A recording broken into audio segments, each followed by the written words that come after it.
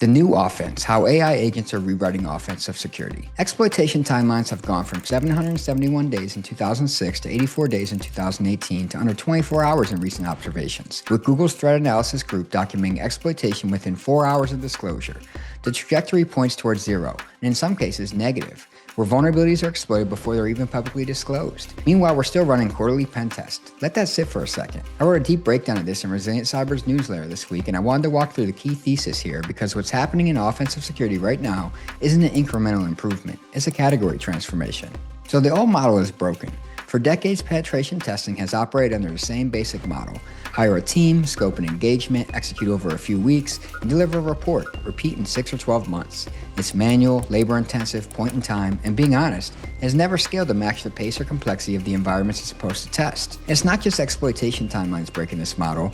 Over 40,000 CVEs were published in 2024 alone, which is a 520% increase since 2016.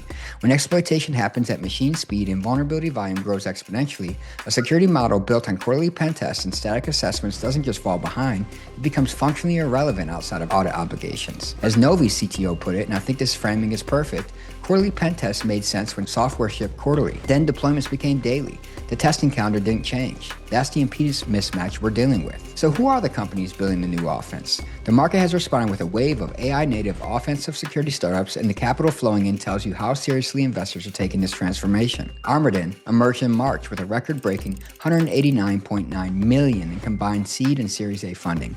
It's the largest in cybersecurity history. Founded by Kevin Mandia, the man who built Mandiant and sold it twice, once to FireEye for $1 billion, then Google for $5.4 billion. He's building what he calls the ultimate hacker. Specialized AI agents operating as an agentic swarm that continuously reason, plan, and adapt like the most advanced human threat actors. Several Fortune 100 companies are already early customers. Horizon 3 AI has been at it longer than most. They've powered over 150,000 autonomous pen tests across more than 3,000 organizations, including the NSA's Continuous Autonomous Penetration Testing Program. They hit 100% year-over-year ARR growth, secured FedRAMP authorization, and ranked third in the Deloitte Technology Fast 500. This is what category leadership looks like in autonomous offensive security. XBOW, founded by Uwe Demore, creator of SEML, which GitHub and Microsoft acquired, raised another $120 million in Series C, bringing the total funding to $273 million. And here's the milestone that got the industry's attention. XBOW became the #1 hacker in a HackerOne in 2025. This is the first time an autonomous system has outperformed every human participant on a major bug bounty program. And they identified over 1,000 vulnerabilities with companies like AT&T, Epic Games, Ford, and Disney, and verifying and fixing hundreds of them. Novee came out of stealth in January with $51.5 million and founded by veterans of Unit 8200 and the Talpiot program. They built a purpose-trained model specifically for offensive security they claim outperformed leading LLMs by more than 55% in web exploitation tests at 90% accuracy. And Terra Security raised $30 million, won the CrowdStrike and AWS Cybersecurity Accelerator, and became the first AWS partner to achieve the security competency for autonomous security validation. Combined, these 5 companies alone have raised over $600 million, and they're not the only ones. So why do agents change the game? Now, I want to be clear about why this wave is different from previous automation attempts. They aren't scanning tools with AI wrappers. They're autonomous systems that reason about targets, select attack paths dynamically, chain techniques together, adapt based on what they discover, and validate exploitation end-to-end. Traditional vulnerability scanners identify known issues against known signatures. Automated pen testing tools execute predefined playbooks. AI agents do something fundamentally different. They think like an attacker. They observe an environment, form a hypothesis, test them, pivot when they fail, escalate when they succeed, and they do it continuously, not in engagement windows at a scale no human can match, at a fraction of the cost. DARPA's AI Cyber Challenge validated this at scale. Autonomous systems analyzed 54 million lines of code across 53 challenge projects, discovering, patching vulnerabilities at a cost of roughly $152 per task. That makes continuous testing economically viable for the first time. And it's not just startups and DARPA that are confirming this.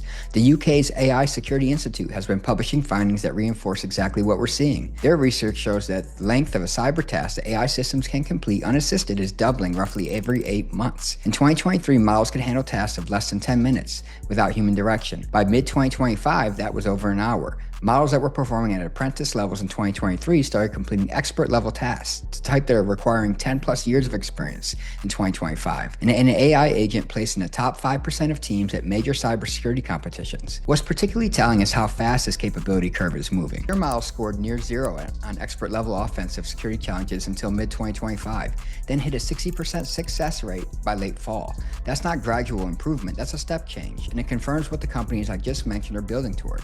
AI agents that conduct complex, multi-step offensive security operations that used to require elite human operators. This is the shift from compliance-driven offensive security to operations-driven offensive security. It's a difference between proving you tested and proving you're actually secure.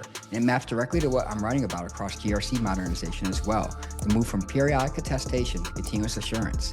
AI-driven offensive security is one of the most concrete examples of what the evolution is looking like in practice. So what does this mean for the industry?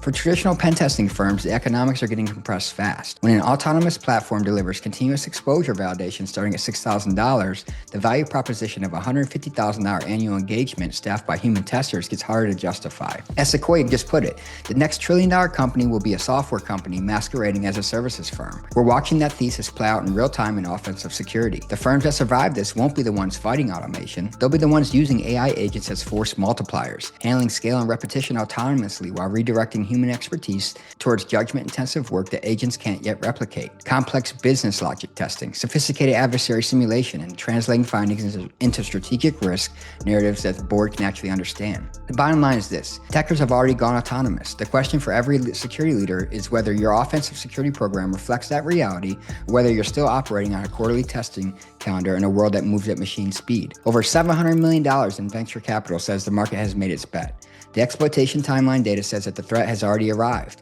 and the results from XBOW, Horizon 3, DARPA, and others say technology is ready. I go deeper on all this, the specific companies, the economics, the implications for services firms, in a full article on the Resilient Cyber newsletter, link in the description below. I'd like to hear from you as well. Are you already using autonomous offensive security? Are you a pen testing firm figuring out how to adapt? Let me know in the comments. Thanks for watching.